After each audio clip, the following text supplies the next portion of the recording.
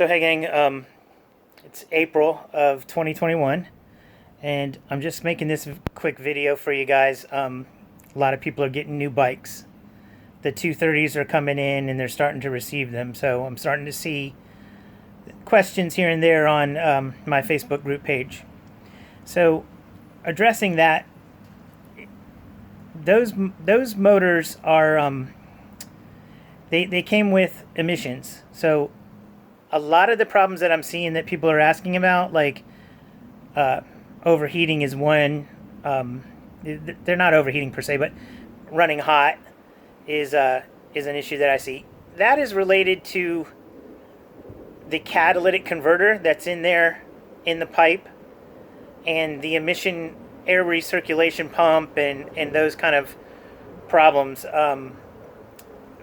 It comes from that.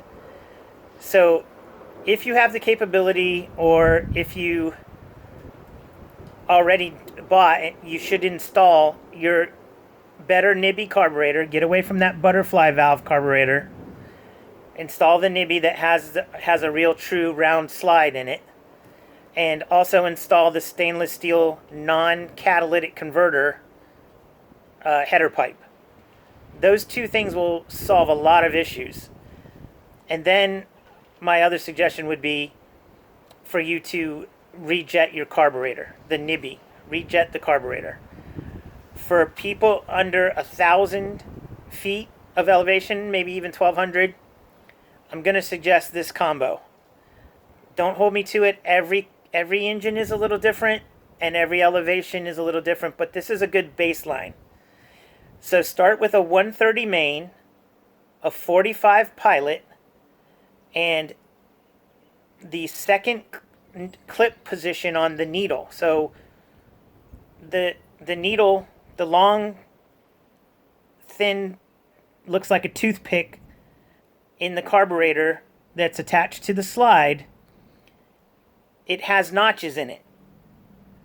And the second from the top is what I'm talking about as a starting point. All of this is just starter points. Everyone will have to work on theirs. All of them will be a little bit different. Another big problem is air leaks. Since you're getting into all of these things, you're probably going to generate an air leak here or there. Make sure everything is tight. Go back through your air boot, tighten it up. The two bolts where it connects into the cylinder head itself, make sure that those are tight. Don't over tighten them, they can snap, but make sure they're good and tight. Also, there is an O-ring in there that helps seal that air. Sometimes when you're installing it, it'll fall out and you not even realize it. So what I do is put a little bit of grease and then the O-ring so that it stays in place as you install it. You also need to get the correct O-ring size exhaust gasket. Almost every person I've ever seen who takes apart their exhaust from stock has an issue with the original stock exhaust gasket. It blows all to hell. It's the crappiest thing I've ever seen. If you take yours apart and it's already come apart, you'll see just a wound up piece of wire and you'll wonder what it is. That's actually the stock exhaust gasket, and it's horrible. So in the group, if you hit the search option, you can find the one that we recommend that's made out of copper or covered in copper. It's a combination of things, but it's a good quality gasket. Another thing to check for is your air filter. Make sure that it's got oil on it. It doesn't have to be like soaked. Oh, don't make it to where it's dripping in oil, but the right, a good amount of oil on it so that no dirt's getting in there. And make sure that the air cage itself is mounted all the way around, no air gaps. You really have to orient it a certain way so that it presses against the outside air box, I guess I'll call it. Make sure the cage is touching all the way around the air box so that you don't have any air gaps and any leaks, because all of these things will cause you to run lean, and you don't want to do that. You'll get hot and you can burn up your engine, and you're wondering why it won't sound right or jet right. These are some of the things that'll help you. Obviously, we've many times I've told anyone who will listen, make sure you go through and tighten all of your spokes right away.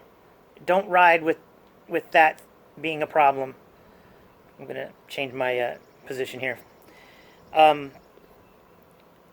It's a horrible thing. I don't understand why they let them leave the factory so loose like that, but it's just one of my major pet peeves with the Orion brand, that they let them come out with the spokes just horribly loose, and they can cause problems.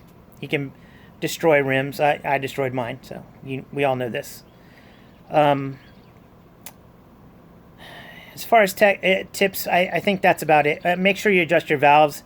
If you have the capabilities of doing that, 0.004 is what you're looking for on your feeler gauge. Both of them are the same. This is for the 223 engine. Don't get it confused with the 249. If you have a 249, you have roller rockers, and it's a whole different scenario.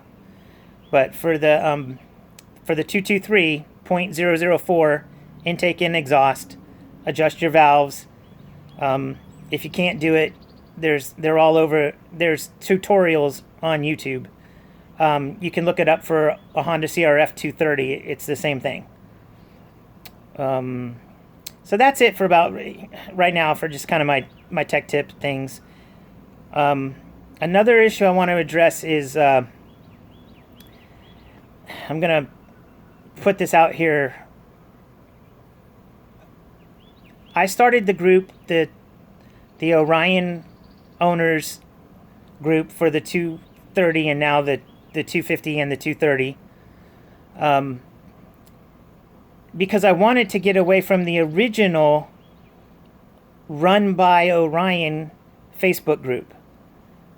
And then they recently changed the name and made a comment saying that I didn't want to let the owners of Orion and the employees of Orion join the 230 and 250 group. And that is true, and I'm still going to hold to that. No one's going to convince me otherwise that we need to have them in there. I'm in a couple other groups. I'm in a couple Jeep groups with my wife. You don't see Daimler Chrysler Jeep have representatives come in and comment and look at what people are saying in their groups. So I feel the same about our group. I didn't want to have I have no problem with Orion or their motorcycles. As a matter of fact, what I've done for them through social media and on my YouTube and just in general telling people who come up and ask me about the bikes and stuff, I have sold them tons of bikes. There's no denying this. And frankly, they've kind of treated me in the past not so well.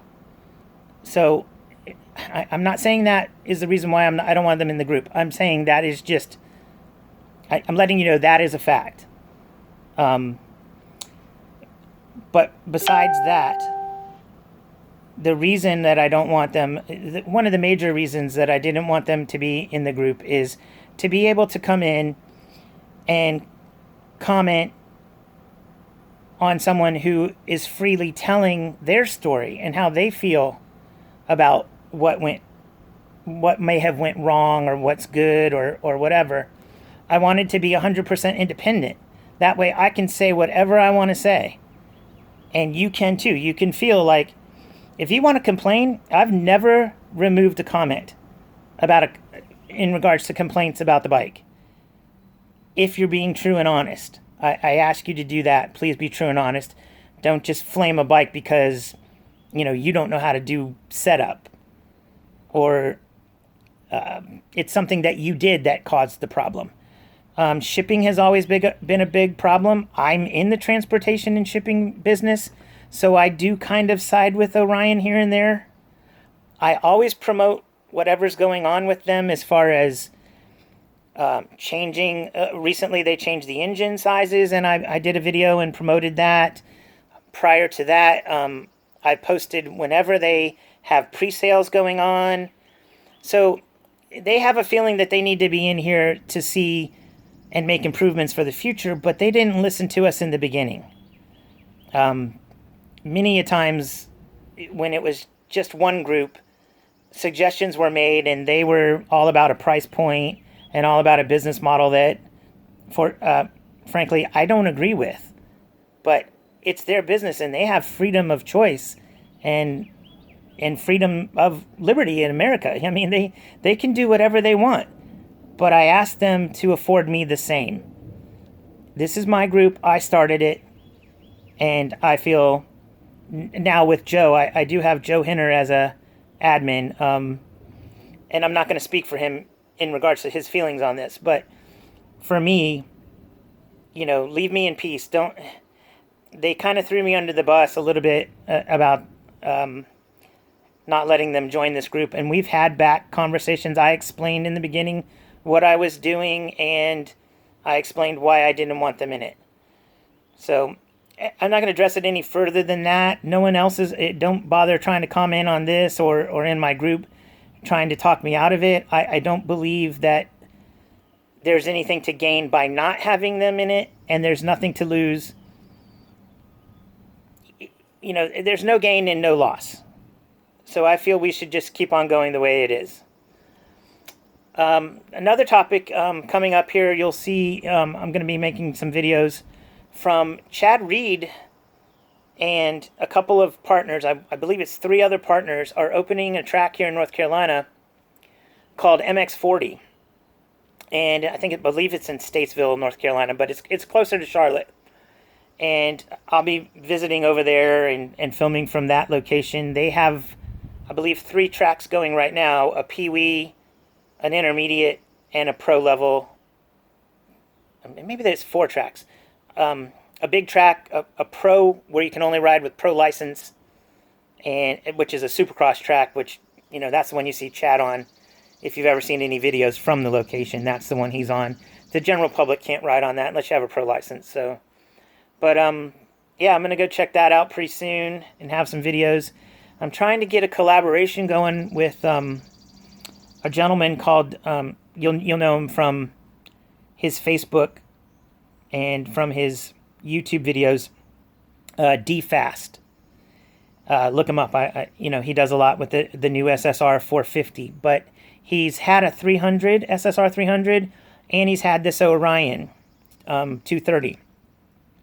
So we're trying to get a meetup where we can have a bunch of us, me on the 230 that I've modded out with Joe Hinner stuff, and him on some 450s. He knows another guy who has a 450 SSR, and we're trying to get some guys that have the 300. So in the near future, you're going to see some videos like that coming out, and maybe some kind of comparison. I don't know if we'll call it a race or whatever, but just to hang out. I would also like to put together a North Carolina meetup, and I'm going to try to do that for the middle of summer too, for just a whole day of see if we can get some China-based bikes, SSRs. I really like this new EGL. That's another thing I want to be talking about here pretty soon. Those EGLs look really good, especially the A16. So yeah, we might be seeing some of those in the near future. In my Facebook group, if you want to comment, I'd like to keep it as clean as I can to Orion. That was the reason I started it. I didn't want it to get all polluted with all the mini bikes and all of that. But I'm not discouraging people who have the Eagles to, make a comment here and there. I don't want you taking over the page. But if you want to comment about it and tell people about how they are, if you get one, and I know the 231 is not really that similar other than the engine, but the 249cc version, the A16, is very similar to the newest version of Orion. Same engine, better suspension, better ground clearance. So it's a pretty cool, interesting thing, and I'm very interested. So if anybody gets one of those and you feel like posting, I don't think Joe and I would, either one of us would remove that post. But I think that's about it for right now, guys. As you know, I've did some more upgrades on my bike. It's pretty much tapped out now with upgrades. The only thing I can't seem to source is a aluminum swing arm, but I may pull the trigger on an SSR 251. They seem to be very similar. It's just a matter of the amount of parts, how they a la carte the parts. You have to pay each individual thing. Like you get the swing arm, you get the bearings, you get you don't get everything all together as one, like you did with the kit that Orion was offering. But so the cost would go way up. But that may be my only option, to have an aluminum swing arm. I'm still debating whether or not I'm going to pull the trigger on that. But everybody be well. Hope you're riding. Hope you get to, for the new riders, if you have any questions, you can also, from the group page, the Facebook group page, there's a little magnifying glass on the home page. You can use that to keyword search within the group, and you can find old posts. It can probably save you a lot of time. Many things have been discussed already, and maybe it'll give you a ballpark, and then you can ask a specific question. But I encourage you guys to use that search tool. And there's also a tab. There's tabs across the bottom of the original picture, and it'll say like files, announcements, a couple of, I don't remember what they all are. But there is a file of interchangeable parts from other bike brands, like from Honda and KTM, that work on the Orion. And it was made by Ken Allhands. He passed it on to me, and a couple other people have added to it. So use that as an option too, to help yourself get things that you might need. But anyways, that's it, guys. Peace out. Be safe out there.